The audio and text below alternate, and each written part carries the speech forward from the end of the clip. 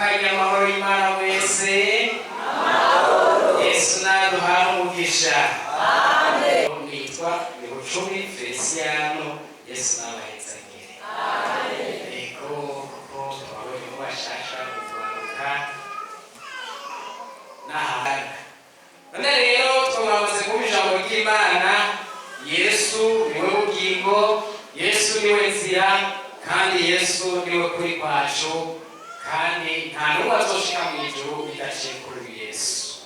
Reka rero dushishikare kwakira ijambo ry'Imana tubandanye mu butumwa bwiza bwa Yesu Kristo ko bwanditswe na Matayo igice c'indwi, dusome duhereye kuri umurongo wa 24 tugeze ku murongo wa 29. Matayo 7:24 kugeza kuri 29.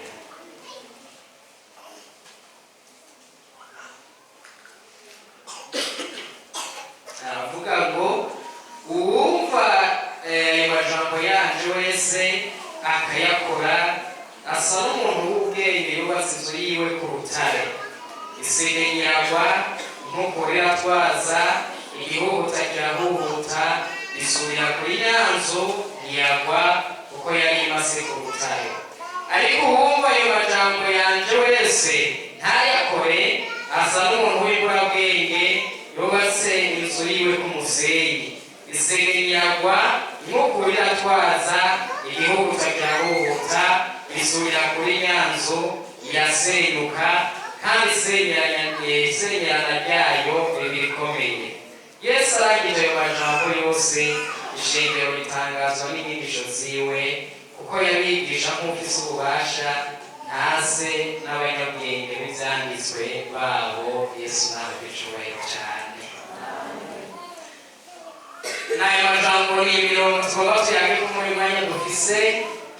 Izi ni inyigisho Yesu yariko yigisha abo bari kumwe, bari benshi, harimo n'abigishwa, harimo n'abarongozi b'ishengero b'abanyabwenge, bashingantahe n'abandi abanyabwenge b'ivyanditswe. Hanyuma rero kanini mwumvise ko batangajwe n'inyigisho za Yesu, kuko zari biki? Zari zifise ububasha kurusha bya bindi bigisha, kuko bari barabinokoreye mu vy'ivyanditswe, mugabo bakabasanga Yesu atandukanye nabo. Yariko arababwira rero ku bijanye n'umuntu w'ubwenge. Rero umuntu w'ubwenge, umunyabwenge, ni uwukora ico ijambo ry'Imana rimubwiye. Yesu nawe icubahiro. Amen. Si abanyabwenge kuvyo turiga, si vya bindi ababere data bize harya muri Coronation Christian University, oya sivyo. Sibirya Yesu yabigisha. Ntiyariko arabigisha, ntibatangajwe n'icongereza canke igifaransa canke ikilatini canke igiheburayo canke ibyo ariko arabigisha, batangariye inyigisho.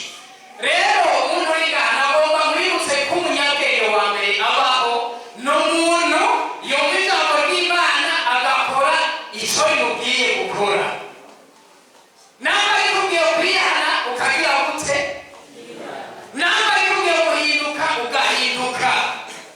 Ko umuntu ashobora kwihana ntahinduke, siko none. Ikintu kigaragaza ko umuntu yahindutse yakira ijambo ry'Imana nuko ahinduka. Turabise inyigisho twaba dusanga mu mashuri mu ijambo ry'Imana ku rurorejo. Hariho icigwa kivuga ko guhinduka cyo bita competition.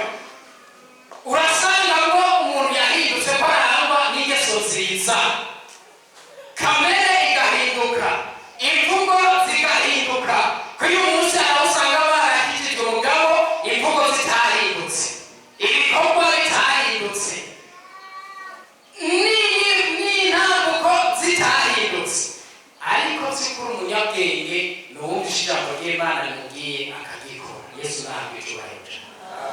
Kuko uyu munsi hariho n'abinjira nabi mw'ishengero. Ivyo ntibibaho. Umuntu akavuga ati ndagiye ndagomba inzoga mbe ndaziruhuka. Uyu muntu abaje kwihana? Nta gakizo waje kurondera. Umuntu ugasanga araze yiboneye akigeme gakijije ko muri Pentecote, ati kariya ntagatwaye ibyo birabaho siko none abasore cyangwa umwigeme bikabaho mugabo intumbero nziza siyo gukizwa aje kwirondera umukobwa yaragugomwe yaragushimye ariko by'ukuri panekote y'ukuri ntabaje uwo si umupanekote w'ukuri bakanamuhezagira agakorera ubukwe mw'ishengero tukaririmba ngo mwarihanganye none bibaye byiza siko none mugaciye ukwezi wumva ngo naka yarahise kuko icyo yahiye yagize gute yarose urabahezagirwa bafise inda ziri mu mufuka tutabibona mugabo Yesu we aragira gute twabirinze ngo mwarihanganye none bigenze neza mugabo Yesu we karavuga ariko arabaraba umutima ababaye Mana yawe icyubahiro cyane umunyabwenge ni uwumva ijambo ry'Imana agakora icyo rimubwiye agahinduka agahindura kandi akumvira n'impanuro kuko Imana iragomba ko tuzoja mu ijuru nta kindi kituzana by'ukuri naho wogira intumbero kanaka mugabo Imana yo yibona mu mutima utahindutse Imana ibibona ati nakagamikiki mw'ishengero sinzi n'umuntu twayanze kandi n'umugabo iwacu benshi bamuzi nabo mvuga ariko hano umuntu yabaye ibishingiro kera naje ntabihana uwo rero yaza kubwira ati jewe muzi ko ntashika mu muje inama sizobona usubira ku bishingiro by'iwanyu harimo abacamumenya nama muzi none uje utumbere muje inama none ukora uje mukizwa cyane bene urumva afite izindi ntumbero kandi arabona ko ibishingiro by'Imana bimeze neza hari ikindi abagabye ariko akosa agakiza Imana iragomba rero ko twumvira ijambo ryayo tugakora ikidutegetse kuko Imana irafise amategeko siko none kandi amategeko y'Imana arakomeye ubundi rero yavuze wega amategeko ngo abaho kugira tuyarebe by'ukuri amategeko abaho kugira tuyarebe abaho kugira tuyubahirize Imana irafise amategeko igomba ko tuyubahiriza wowe rero winjiye mu ishengero umwe ufite intumbero nziza ukora ijambo ry'Imana rigutegeka gukora icya mbere ni ukwatura twarakijijwe haba hasigaye kuturezwa amaraso ya Yesu akaza guhumanura kuko turacyari mu isi yanduye bisaba ko twezwa ku munsi na Yesu azoza asanga hariyo abacanduye usembwa n'ububi nyene n'utundi hanyuma amaraso yiwe akarusha zakutweza cyane abanyabihororo murushirize rero gukora ijambo ry'Imana ribabwiye niyo nzira yo kuja mu ijuru kuko Yesu yavuze ko ari we nzira n'ukuri kandi ntawe uzoshika kuri Data atagize gute atakuja turi mu rugendo rero turiko turaja mu ijuru mbega icyo Imana ikubwira urabikora kandi mbese ukigiramo wumva ukora icyo ijambo ry'Imana rikubwiye kandi n'ifato kanaka ugifise wumva ukora icyo ijambo ry'Imana rikubwiye cyane wowe wavutse ufise ababyeyi bakijijwe uramenya uko siko gukizwa niba wasanzwe bakijijwe kuko ubu turiko turabyara abana bacu basanga turiko twarakijijwe babivugiramwo uyu mwana niyogera aririmba ngo Yesu ndaciye ku munsi mwiza nakwemereye ko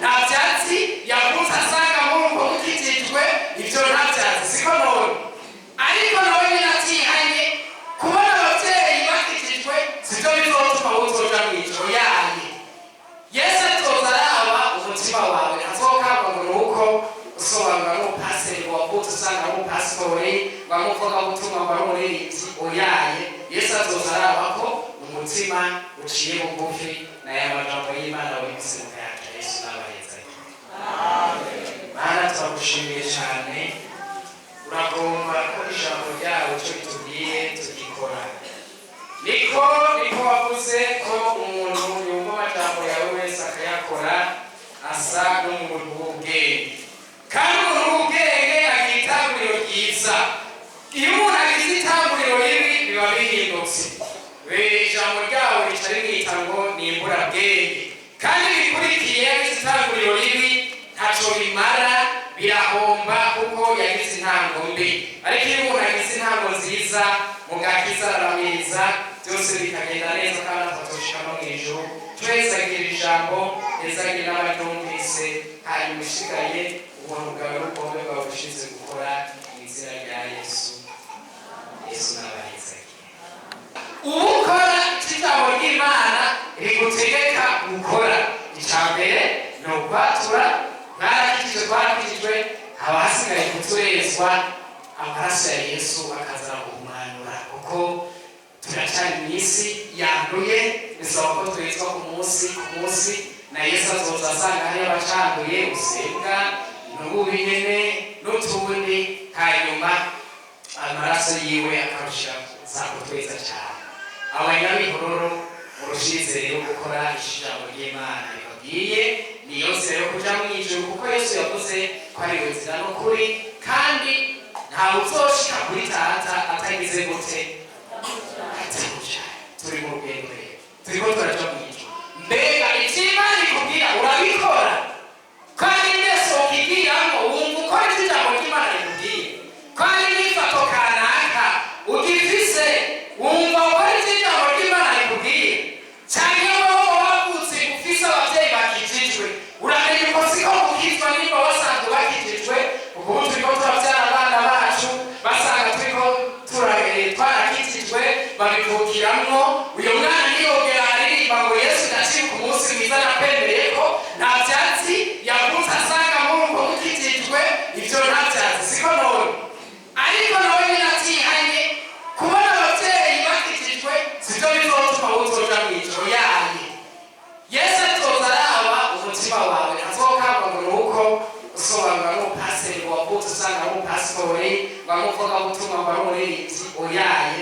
Yesu atoza araba ko umutima uciye bugufi, n'aya majambo y'Imana wibutse mu kayanja. Yesu n'abahezagiye.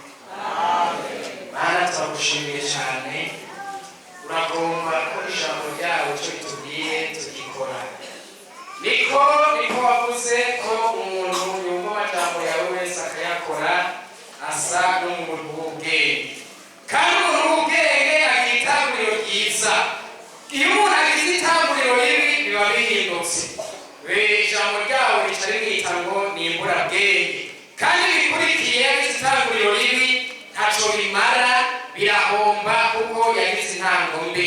Ariko iyo umuntu agize intango nziza mu gakiza aramiriza, byose bikagenda neza kandi atatoshika no mu ijuru. Twezagira ijambo ezagira n'abaryumvise, hanyuma ushigaye ubuntu bwawe n'ubwombe bwawe bushize gukora mu izina rya Yesu. Yesu n'abahezagiye.